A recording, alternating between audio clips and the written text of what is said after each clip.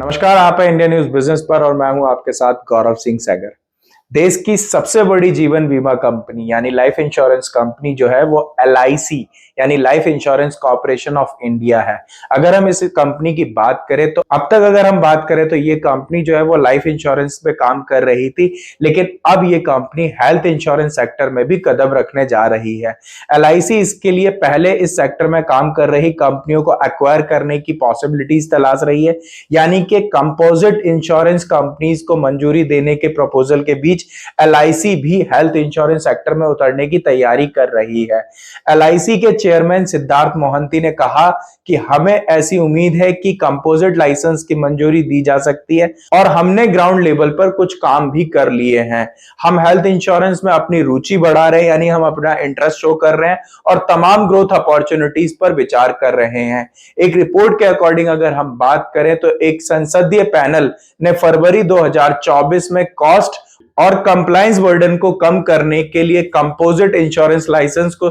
शुरू करने का सजेशन दिया था। यानी कि अगर कंपोजिट इंश्योरेंस लाइसेंस का सिस्टम शुरू हो जाता है तो कहीं ना कहीं जो एलआईसी है वो दूसरी हेल्थ सेक्टर में काम करने वाली कंपनीज को एक्वायर करने की पॉसिबिलिटीज तलाशेगी और उसके बाद हेल्थ इंश्योरेंस सेक्टर में भी एंटर करेगी। इनिशियल लेवल पे एलआईसी यानी लाइफ इंश्योरेंस कंपनी जो है वो केवल हेल्थ इंश्योरेंस के तहत लॉन्ग टर्म में बेनिफिट दे सकती है और इन्हें हॉस्पिटल में भर्ती होने के बाद या फिर किसी भी दूसरी तरीके का नुकसान का कवर देने के लिए बीमा एक्ट को संशोधित करने की जरूरत पड़ेगी। इसके लिए ही संसद में एक समिति ने बीमा कंपनियों के खर्चे और कंप्लायंस बर्डन को कम करने के लिए कंपोजिट इंश्योरेंस लाइसेंस को शुरू करने का सजेशन दिया था।